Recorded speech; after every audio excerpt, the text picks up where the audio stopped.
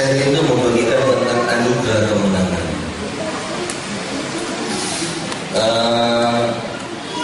Sebenarnya apa yang saya bagikan ini karena saya melihat satu fenomena yang sementara terjadi di sekitar kita.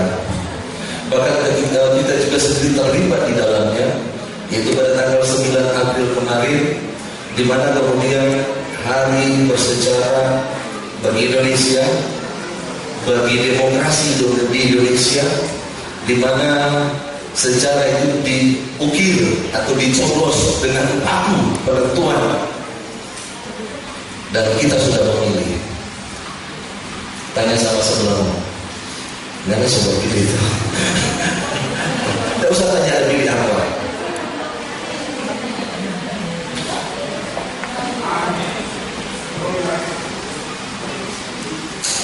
Biarlah dalam masa-masa ini kita tetap mengalami surga. Katakan amin. Katakan amin. Katakan amin. Memang ada yang menang, ada yang kalah. Tetapi ya banyak hal-hal yang sudah terjadi dan kita tidak usah pusing tentang hal itu. Amin. Biarlah saya percaya bahwa Allah turut bekerja dalam segala sesuatu mendatangkan kebaikan. Beri tepuk tangan yang luar biasa. Nah, tapi masalahnya di dalam kekristenan kita tidak pernah memilih Tuhan. Bayangkan kalau Tuhan disuruh, ya Tuhan memberikan kesempatan kepada kita untuk memilih Dia, apa yang terjadi? Yang benar adalah Tuhan yang memilih kita. Katakan amin. Karena kita berkata bukan kamu yang memilih aku, tetapi akulah yang memilih kamu.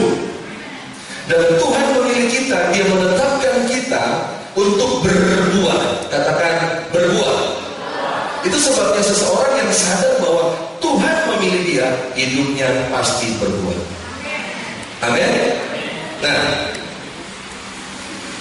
ketika saya mulai merenungkan tentang kemenangan, Tuhan mulai berbicara kepada saya.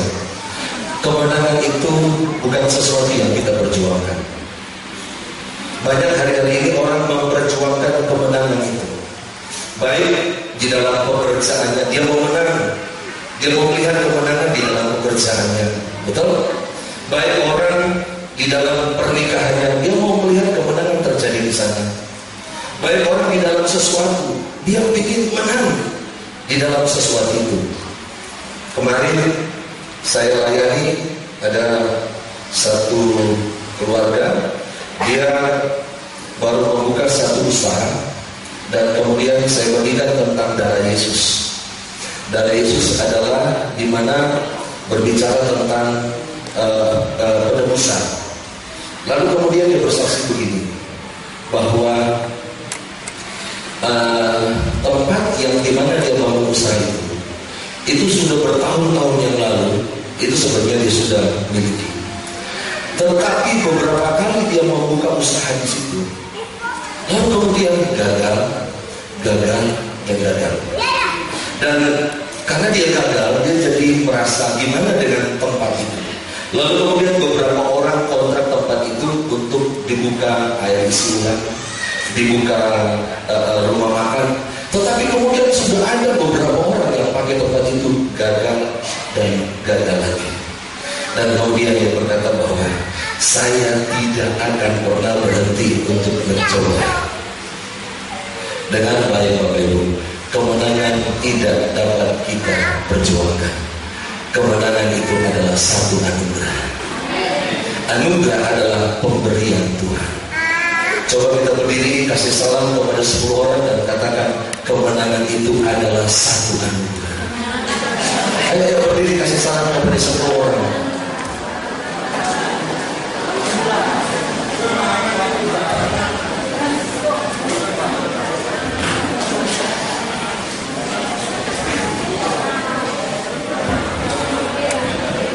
Tuhan paling tahu waktu yang tepat bagi kita. Yang setuju katakan amin. Bukankah Thomas Alva Edison, dia beribu-ribu kali mengalami kegagalan sampai mencapai kepada hampir 10.000 percobaannya, lalu kemudian lampu pijar itu diciptakan. Saya percaya itu adalah waktu Tuhan. bagi Thomas Alva Edison. Katakan amin. Jadi kalau hari ini engkau mengalami sesuatu yang tidak sesuai dengan apa yang kau harapkan, jangan takut, karena kemenangan itu adalah anugerah bagi engkau. Beri tepuk tangan yang luar biasa. Nah, apakah orang Kristen dapat menikmati kesempurnaan hidup tanpa ada perbuatan dosa? Coba Anda pikirkan, renungkan. Saya mau bertanya, siapa di sini yang sudah lahir baru? Angkat tangan yang ini. Lahir baru, orang yang percaya kepada Yesus dalam Kristus sebagai Tuhan dan Juru Selamat. Angkat tangan tinggi-tinggi. Oke, kita semua yang ada di tempat ini, saya percaya kita adalah orang-orang yang sudah lahir baru. Amin. Coba pandang sebelah kanan sebelah kiri. Kasih senyum sama dia. Halo.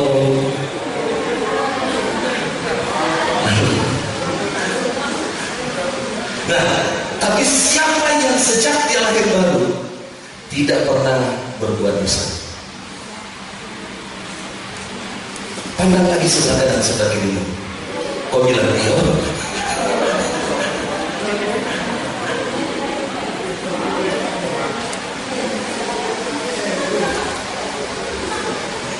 Setelah engkau lahir baru, lalu kemudian engkau tidak pernah jatuh lagi. Yang pernah coba katakan. Haleluya. Yang paling banyak tentunya yang suara paling besar. Nah, tentunya satu kehidupan yang seperti ini, Bapak Ibu, dengan baik, saya percaya tidak pernah kita alami. Nanti satu waktu ketika kita sudah ada di kerajaan 1000 tahun, amin. Nanti satu waktu ketika tubuh kita ini sudah diganti sebagai tubuh kemuliaan, saya percaya dosa tidak ada lagi, katakan amin. Tapi selama kita hidup di dalam tubuh yang daging ini, Bapak Ibu, kita harus pahami. Banyak orang begini, Bapak Ibu, ketika tidak memahami akan hal ini, sehingga pada waktu dia jatuh, dia langsung tertolong. Dia bilang, aduh, kenapa saya seperti ini? Langsung kemudian dia menjauh dari Tuhan. Langsung kemudian tuduhan itu datang. Lalu kemudian rasa bersalah itu datang. Lalu kemudian dia punya definisi tentang dirinya. Saya orang gagal. Dengar baik Bapak Ibu, kalau engkau sudah percaya kepada Yesus, lalu jatuh, engkau bukan orang berdosa. Engkau adalah orang benar yang jatuh dalam dosa. Statusmu tidak pernah berubah. Amin. Kok aminnya cuma 50%? Dengar baik. Dengar baik. Engkau yang percaya kepada Yesus, satu waktu mungkin jatuh. Dengan baik, statusmu tidak pernah berubah. Bilang sama sebelah, statusmu tidak pernah berubah. Engkau tetap adalah orang benar. Amin. Itu sebabnya kita harus pahami ini. Kita baca bersama 1, 2, 3. Sifat lama kita telah dihukum mati dengan Yesus di kayu salib. Jadi manusia lama kita, apa itu manusia lama kita? Manusia lama kita ini adalah berdosa. Amin. Manusia lama saya itu sudah disalibkan. Jadi saya hari ini tidak ada kaitan lagi dengan manusia lama. Bilang, manusia lama sudah game over. It's finished. Sudah selesai. Makanya Yesus di atas kayu salib dia bilang apa? Sudah selesai. Jadi manusia lama kita itu sudah selesai di atas kayu salib. Tetapi perhatikan, tetapi ada kendala lain untuk gaya hidup berkemenangan yang harus kita pahami. Yaitu apa? Yaitu daging. Masih merupakan musuh yang harus diperhitungkan setiap hari. Memang manusia lama kita sudah disalibkan, tetapi dengan baik, manusia lama kita itu masih berdiami kemah ini. Kemah ini dengan baik itu masih punya keinginan dan keinginan. Halo, ini yang harus kita pahami. Itu sebabnya kadang-kadang orang jatuh. Kenapa? Karena tubuh ini mulai bereaksi. Kapan tubuh ini bereaksi? Ketika kita mulai menangkap sesuatu. Waktu kita tetap diam. Karena dia dengan orang kipas saja. dulu saya kenal orang yang seperti itu. Sekarang saya sudah tidak kenal orang seperti itu. Kenapa? Ketika saya melihat saudara adalah orang benar. Amin. Tapi be careful, hati-hati. Amin. Karena godaan itu selalu membangkitkan keinginan di dalam tubuh kita. Itu sebabnya kenapa Pak Gideon katakan kita adalah gereja. Lalu kemudian saya katakan ketika kita ke gereja kita menikmati Yesus. Amin. Supaya apa? Supaya fokus kita lagi bukan kepada godaan. Karena ketika kita fokus kepada godaan ini bereaksi. Fokus kita lagi hanya kepada Yesus. Maka godaan tidak berkuasa atas kita. Beri tepuk tangan yang luar biasa.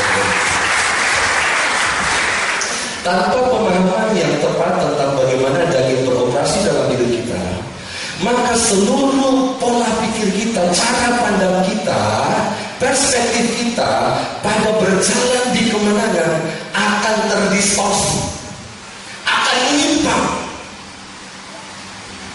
Makanya kita harus memahami dulu.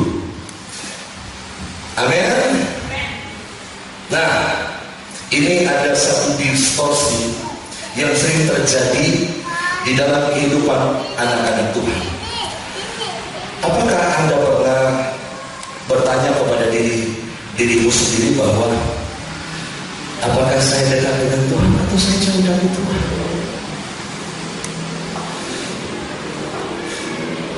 Yang merasa dekat dengan Tuhan angkat tangan.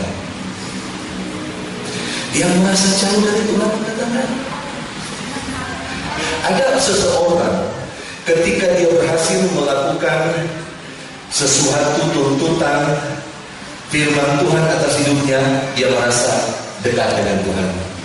Ada orang ketika dia berhasil dengan kesetiaan, dia berhasil tidak marah-marah sama istri, berhasil tidak marah-marah sama suami, dia hidup dengan senyum setiap hari, dia merasa dekat dengan Tuhan. Tapi justru sebaliknya, ketika pas mau di gereja, mana kita beli baju? Sustri, ayo belum. Pada waktu musrik, mati lampu. Langsung marah-marah. Kita tuh bilang apa?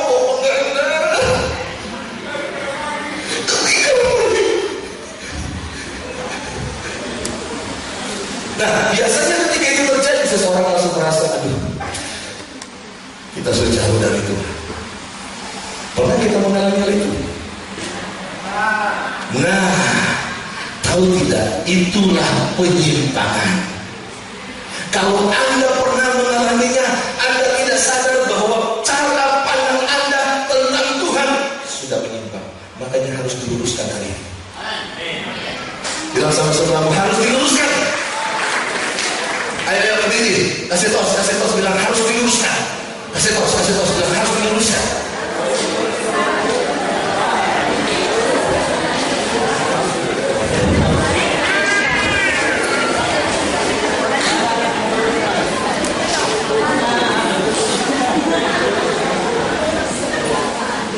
Anda mungkin kaget ketika mendengar apa yang akan saya sampaikan sekarang.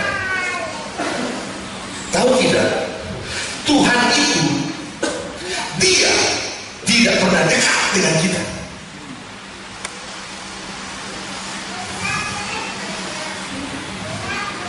Sekarang saya mau katakan kepada saudara, Tuhan itu Dia tidak pernah dekat dengan kita. Dia juga tidak pernah jauh dari kita. Kenapa? Karena Tuhan hidup di dalam kita. Amin. Bagaimana kita dapat katakan Tuhan kita itu jauh dari Tuhan, atau Tuhan itu jauh dari kita, atau Tuhan itu dekat dari kita? Jikalau Dia hidup di dalam kita. Makanya istilah yang disebut dengan jauh dekat dari Tuhan tidak berlaku lagi. Kenapa? Kita adalah orang-orang yang hidup di dalam Kristus. Ini tepuk tangan jangan ragu-ragu. Lebih meriah lagi, supaya saya senang.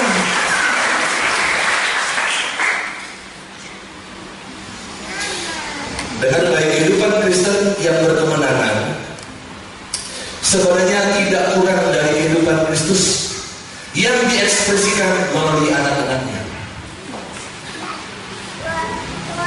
Jadi saya pernah katakan bahwa ketika Anda melihat ke depan, Anda tidak sementara melihat Stanley Council, karena Stanley Council itu sudah mati.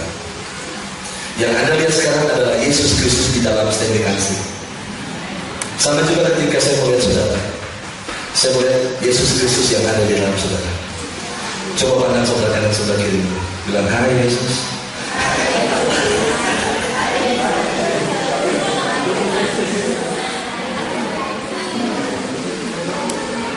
Memang benar-benar sudah panas.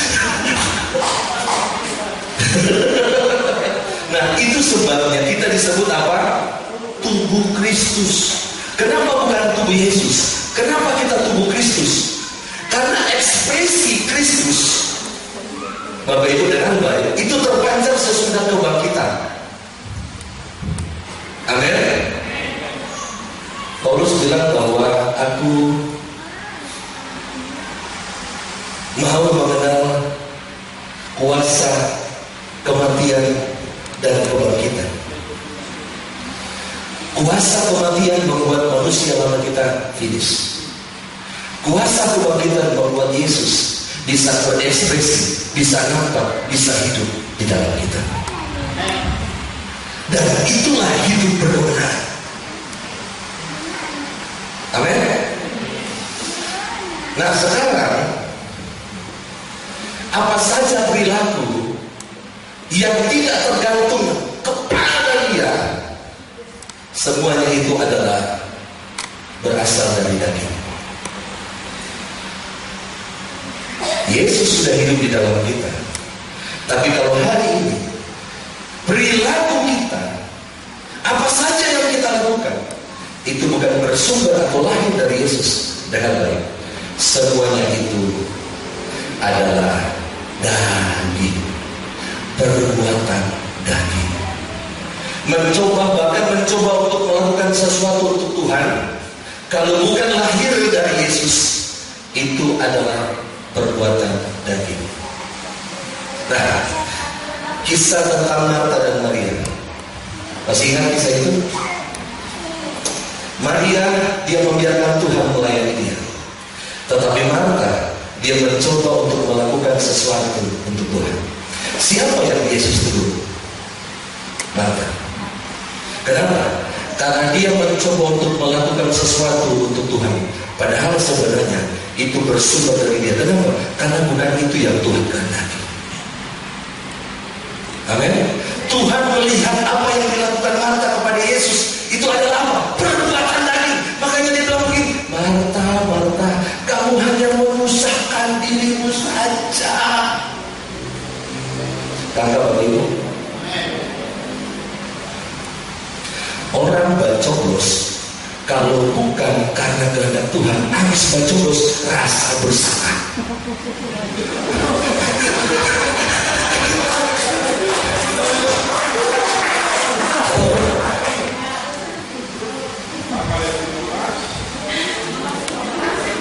Sudah berasa lagi, sudah berserangan fajar lagi, aduh. Padahal sebenarnya Tuhan sudah berbicara kepada dia, si A. Tapi tahu tak ada yang satu keluarga sampai jutaan dapat. Kenapa? Jam 8 pagi dia terima dari si A, jam 10 pagi dia terima dari si B, jam 12 siang dia terima dari si C. Lalu kemudian dia berhitung-hitung, kamu dapat berapa? Dia tanya sama istrinya. Istrinya katanya, tanya sama dia, kamu dapat berapa? Hitung-hitung 5 juta. Boleh juga satu hari 5 juta. Bisa diusulkan setiap bulan pemilihan ini. Menyusahkan diri. Makanya kadang-kadang saya memberi dengan baik. Saya memberi bukan karena kehendak Tuhan. Pemberian saya itu jadi apa? Hitung-hitungan.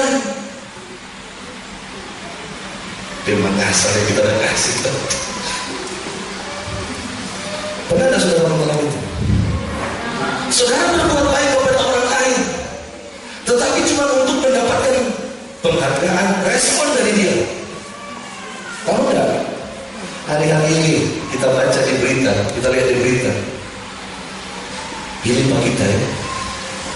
Kalau pilih, maka banyak di rumah kita tidak bongkar. Kemudian di tempat itu dia bersuara di bawah, dia bongkar tuh rumah. Ada yang bongkar jalan. Bilang sama saudara, Tuhan kita tidak seperti itu. Ayo berdiri, kasih tos. Jangan terganggu. Yang kemarin sudah berlalu, sekarang yang baru sudah datang. Amin. Tidak usah terganggu.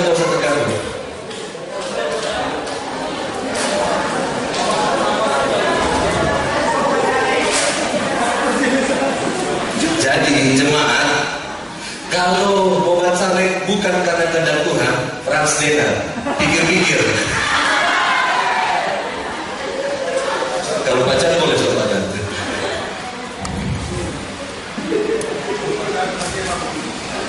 Nah, Hosea 6 berkata apa? Sebab aku menyukai kasih setia, api adalah Tuhan, dan bukan korban sembelihan, dan menyukai pembenaran akan Allah lebih daripada korban bakaran. Satu waktu bangsa Filistin berhadapan dengan Saul dan tentaranya. Awalnya Jonathan mengalahkan orang Filistin. Singkat ceritanya orang Filistin marah. Lalu kemudian orang Filistin menyerang Saul.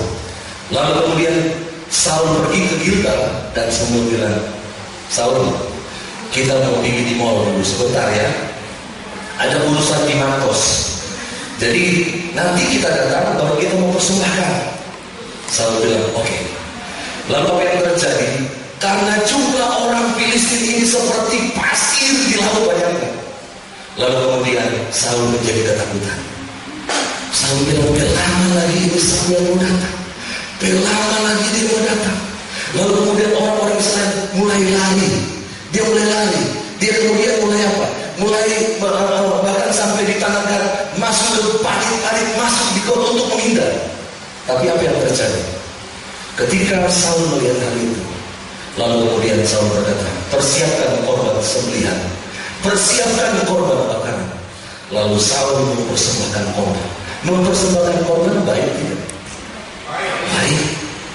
Mempersembahkan korban itu adalah bagian dari ibadah perjanjian lama. Anda masuk gereja baik tidak? Baik. Tapi tahu tidak, ada orang masuk gereja bukan untuk menikmati Yesus. Kenapa? Hanya ingin lihat sini ya. Halo. Jas baru begini, masih mahal lagi. Berjalan jaga setengah.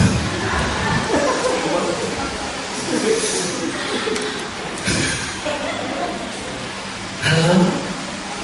Kita berbuat baik sama orang baik enggak? Baik. Tapi kalau lahir dari ketakutan, lahir bukan karena kesadaran akan Tuhan. Samuel bilang apa sama Saul? Kata Samuel kepada Saul, perbuatanmu itu bodoh. Apa saja yang kau lakukan, biarlah lahir karena Kristus di dalam kau. Apa saja yang kau lakukan, biarlah itu adalah ekspresi dari Yesus, bukan dari dirimu sendiri. Kalau lahir dari dirimu sendiri, menyusahkan. Akhirnya Saul langsung tereliminasi. Kedagingan menyusahkan. Ketika sudah menyusahkan, lalu kemudian dia mulai berdoa, Tuhan berikan aku solusinya Tuhan. Dengar, Tuhan tidak memberikan pertolongan kepada saudara. Kenapa? Dia memberikan hidupnya kepada saudara karena dia adalah pertolongan kita. Amin. Kristus tidak memberikan kepada kita kemenangan. Kristus tidak memberikan kepada kita pertolongan sebaliknya. Dia memberikan hidupnya kepada kita. Kenapa? Karena hidupnya itu adalah kemenangan. Karena hidupnya itu adalah pertolongan kita. Jadi kalau saya kita mengalami sesuatu, berhenti untuk berkata Tuhan tolong kita. Stop. Kalau kita berkata Tuhan tolong kita, itu artinya kita tidak sadar Yesus sudah bersama-sama dengan kita. Ketika sesuatu terjadi, seharusnya kita berkata, terima kasih Tuhan, Engkau adalah Immanuel. Engkau tidak pernah meninggalkan aku. Engkaulah kemenanganku, Engkaulah kesembuhanku, Engkaulah kesuksesanku, Engkaulah segala-galanya bagiku. Seharusnya ini yang kita katakan. Seharusnya ini yang pede. Amin. Menyusahkan.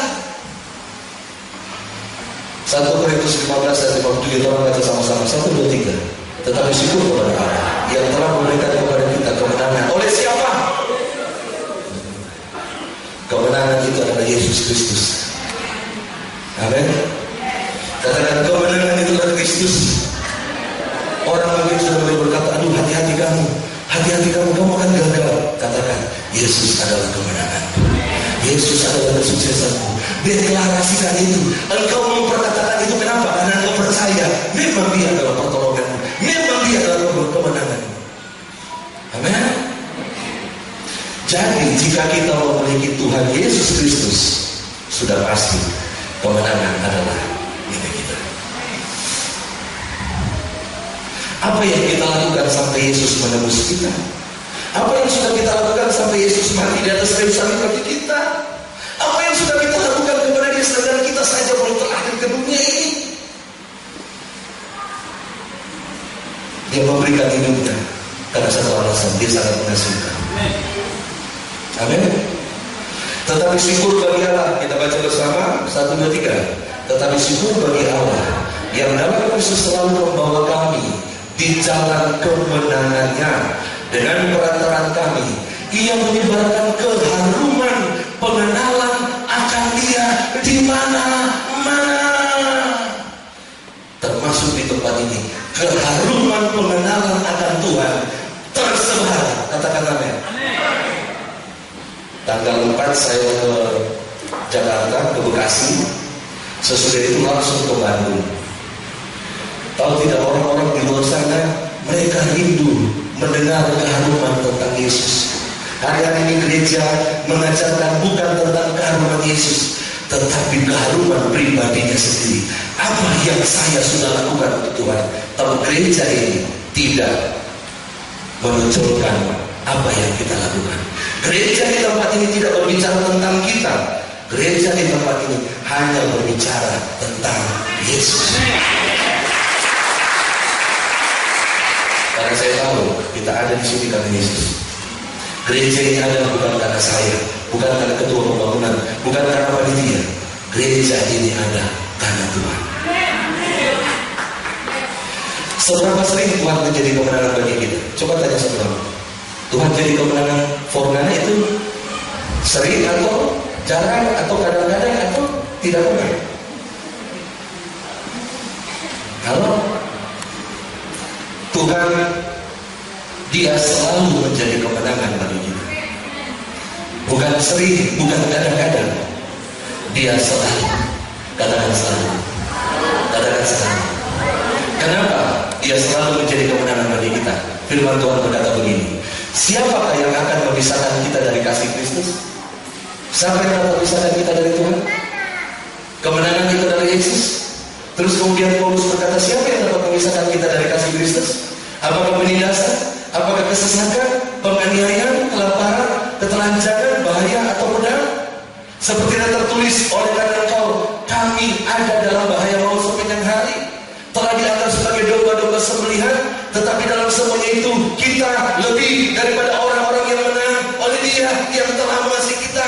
Siapakah yang dapat memisahkan kita dari kasih Kristus?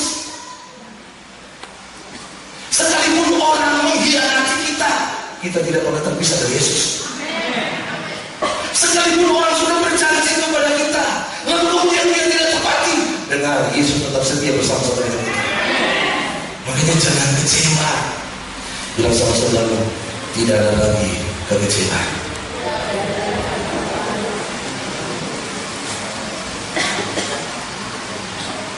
Kita tidak mengalami kemenangan dengan pertempuran, dengan usaha habis-habisan mati-matian kita. Kita hanya menikmati dengan iman kita. Kita hanya menerima kemenangan itu dengan percaya. Katakan percaya. Katakan percaya. Ketika Anda memandang Yesus kepada penyediaannya, maka Allah melihat itu sebagai iman. Dan orang-orang yang percaya yang hanya dapat menikmati kemenangan itu. Orang yang tidak percaya, sekalipun kemenangan itu bersama dengan dia tidak dapat menikmatinya. Ada orang bilang, aduh Pak Pendeta, Hidup kita itu susah. Saya bilang susah, masih hidup sampai sekarang. Halo, masih bisa makan sampai sekarang. Masih bisa melakukan sesuatu. Tahu tidak, semua itu karena Tuhan. Tapi dia tidak sadar itu dari Tuhan. Kenapa? Dia hanya melihat kepada persoalan. Dia tidak dapat menikmatinya.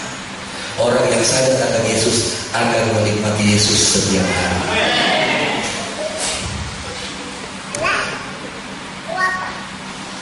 Yesus. Ayo.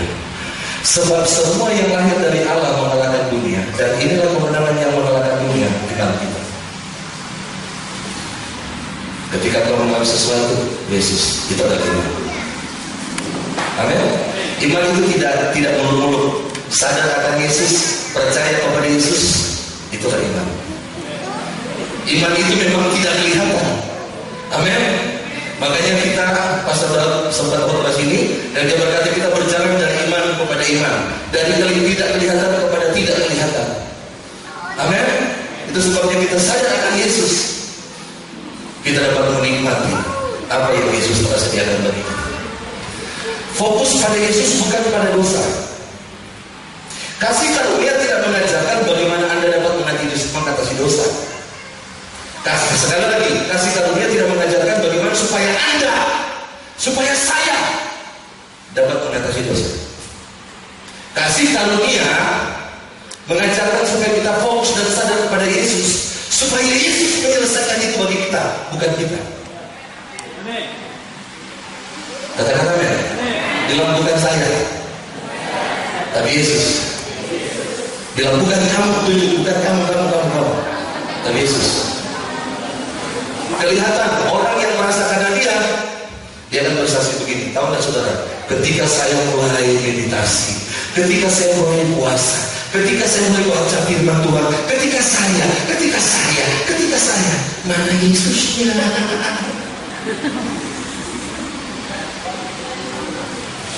Bukankah kita dulu sering bersaksi begitu? Karena saya. Yesus bilang, kasihan dulu atau mana kong kita dan hidup ini tentang Yesus. Kita harus terobsesi dengan Yesus, bukan dosa. Mari kita terobsesi dengan Yesus. Yesus segala sesuatu, Yesus. Bukan dosa. Stop. Sebab mereka yang hidup menurut daging memikirkan hal dari daging. Mereka yang hidup menurut roh memikirkan hal-hal dari roh. Tak ada keinginan daging adalah maut, tetapi keinginan roh adalah hidup dan damai sejahtera. Orang sadar akan Yesus, keinginannya memikirkan hal-hal yang dari roh. Orang yang sadar akan daging, maka ayat-ayat seterusnya berkata perbuatan dagingnya tinggal tunggu waktu saja dia jatuh. Satu kali ada seorang yang bernama Philip. Dia terikat dengan sesuatu yang mengikat dia bertahun-tahun, dan sesuatu itu membuat dia menjadi sangat malu. Kemudian dia menjadi tertutup. Kenapa? Karena dosa yang dia lakukan. Saya tidak perlu sebutkan dia melakukan dosa. Nah, akhirnya dia mencoba untuk mengikuti tips untuk bebas dari dosa. Langkah pertama, banyak berdoa. Langkah kedua, banyak apa lagi? Banyak puasa. Saya tidak arti dengan puasa. Jangan Bapak Ibu. Puasa itu membuat semua kita sadar akan Yesus. Bisa tanda ya? Jangan kemudian Anda berkata, karena saya puasa, makanya Tuhan tolong kita. Sorry, puasa itu tidak ada kaitan dengan Tuhan. Puasa itu kaitan dengan kita. Kalau kita sudah tidak percaya lagi kepada Tuhan, bagus sekali kalau kita puasa. Kenapa? Pada waktu orang puasa biasanya dia hanya fokus kepada Tuhan. Pada waktu dia mulai melihat Tuhan, kembali lagi kepercayaan dia kepada Tuhan. Tapi sekarang kalau seandainya kita sudah sadar akan Yesus, kita sudah percaya kepada Yesus, apa artinya puasa bagi kita? Bukankah murid-murid Yesus juga dikomplain oleh orang-orang Farisi? Kenapa kami puasa? Murid-murid Yohanes puasa, tetapi mengapa murid-muridmu tidak puasa? Kenapa mereka tidak puasa? Karena Yesus bersama-sama dengan mereka.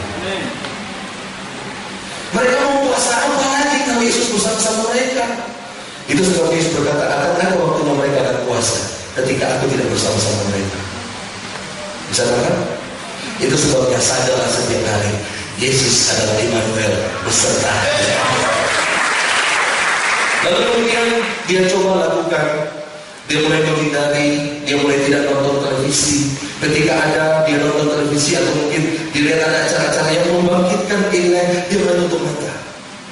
Satu waktu dia pergi ke Bali, di Bali dia pakai kacamata hitam.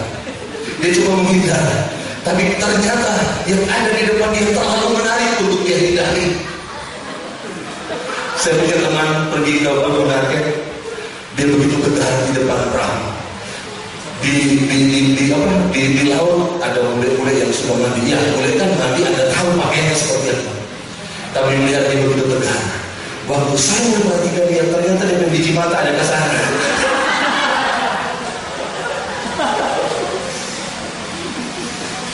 Nah, singkat ceritanya, Philip dia gagal dan dia gagal. Dia coba berjuang untuk mengatasi dosa, tapi dia gagal dan dia gagal. Mengapa demikian? Masalahnya adalah bahwa Philip berfokus pada godaan untuk berbuat dosa.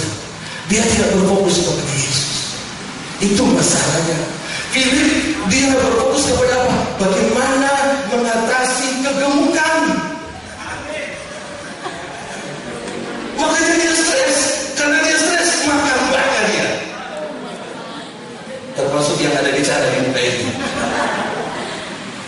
Sobat apa yang kita pakai? Sebiar model apa yang pakai? Tetap bangka. Kenapa? Fokus kita bukan ke Yesus. Fokus kita di mana?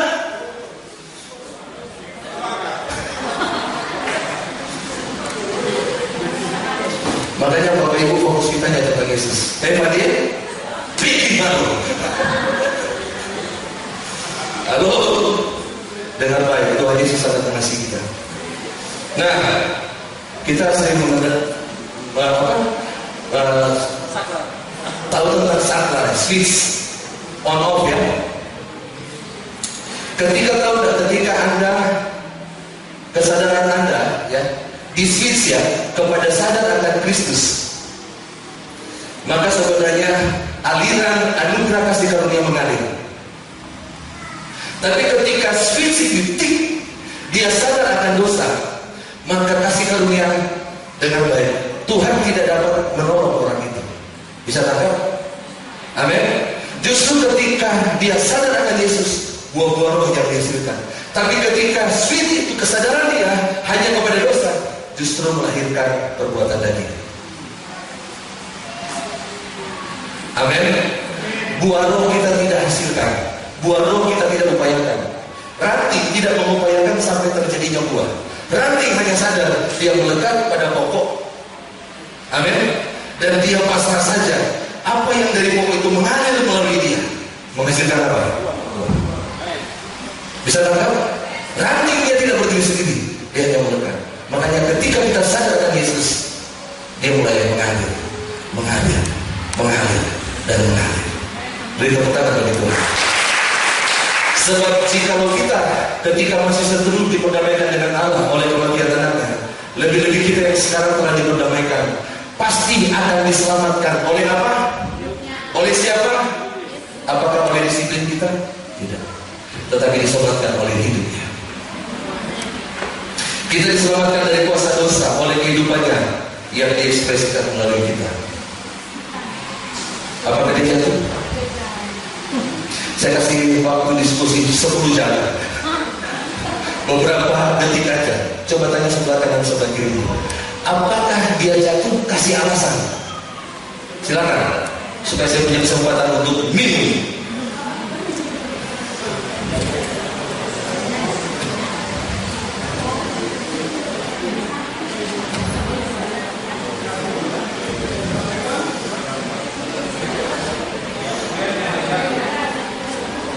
Silakan diskusi, silakan tanya.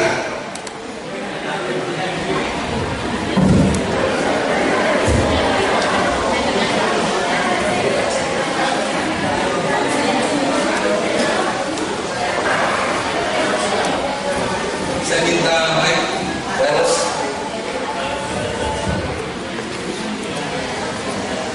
Yang bilang jatuh, angkat tangan. Yang bilang tidak jatuh, angkat tangan. Semuanya begitu kok jadi jatuh. Makanya ini asik. Kita mau tanya. Siapa yang bilang dia jatuh? Angkat tangan. Coba Pak Ben, alasannya apa? Kasih mic. Alasan dia jatuh kenapa? Oh, begitu.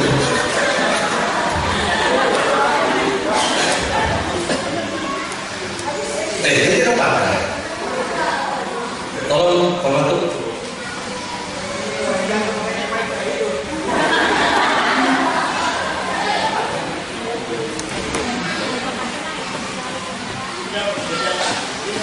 Ya tolong. Oke. Tapi alasan pertama. Alasan pertama jangan banyak-banyak ya. Jadi pertama secara kasat mata. Oke, kasat mata. Ya. Tutup mata sudah. Dan ada pegangan di situ, berarti sepoin dia jatuh itu. Terus yang kedua? Yang kedua akibat dorongan. Dorongan. Oke. Cukup. Ada yang lain? Kenapa dia jatuh? Yang angkat tangan tadi siapa? Lestari. Tari.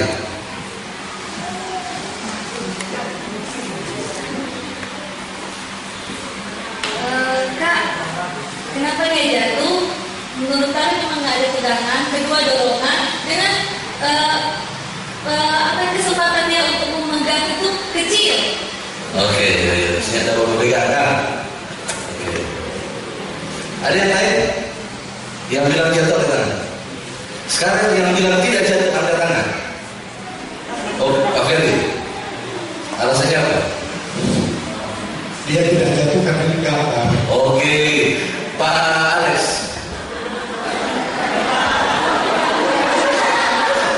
Kan tidak etis Pak. Saya ambil contoh Bapak taruh di gunggungan bait Allah dan kemudian saya berkata, jika engkau anak Allah, jatuhkan dirimu. Engkau akan jatuh ini setan. Terima kasih. Alasan saya dia tidak akan jatuh karena dia dapat kesempatan untuk memegang kaki kanannya. Karena Pak Alex dulu karateka. Yang lain siapa? Yang angkat tangan? Oke, Pak Soni. Kenapa dia jatuh? Kenapa dia tidak jatuh? Kalau tentu itu kalau dunia nyata yang ada di belakang bisa disebutkan Pak. Ini. Nah, tentu saja kalau dia jatuh, kenapa? Karena ada hukum yang mengaturnya, yaitu hukum gravitasi. Kan saya tidak mungkin di atas terus. Saya tetap jatuh, kenapa? Ada hukum gravitasi. Kita biar mencoba berterbang. Apalagi berat begini. Oke, dia tidak jatuh jikalau ada hukum yang lain yang menantang hukum gravitasi. Dia tidak jatuh kalau saja ternyata betul Pak Sofi bilang, ya ada kembali ada tali di sini. Biasanya kan kalau film-film, tuh tali ada kembali ya. Kembali itu orang jatuh, takutnya ada pengaman. Kenapa dia tidak jatuh? Karena ada hukum yang lain yang bekerja di atas hukum gravitasi. Itulah hukum aerodinamis. Banyak orang tidak percaya dia bisa berjalan-jalan di atas langit. Bisa saja mungkin seseorang berjalan di atas langit kalau dia ada di dalam pesawat. Dengar baik, godaan itu tidak dapat kita hilangkan. Kejatuhan itu bukan tidak mungkin. Mungkin saja kejatuhan itu. Tetapi sekalipun Anda jatuh, status Anda tidak berubah. Anda bisa saja tidak jatuh kalau Anda ada di dalam Kristus. Bukannya kalau Yesus ketika dia bangkit, maka hukum gravitasi tidak dapat mengikat Yesus. Dia naik ke surga, seharusnya dia turun. Amin. Dia bisa menembus diri. Ting, aku ada. Yesus tidak dikuasai oleh hukum gravitasi. Amin. Karena Yesus adalah hukum itu sendiri. Amin. Ingat, ketika kita ada di dalam pesawat, ketika kita ada, bahkan kita terikat menjadi satu dengan pesawat itu, maka tidak ada kejatuhan. Hari ini, mari kita jalannya sadar tentang Yesus sebagai kemenangan kita. Hari ini dalam apapun juga yang kau terjadi, jangan fokus kepada godaan, jangan fokus kepada dosa, biarlah kau fokus hanya kepada Yesus.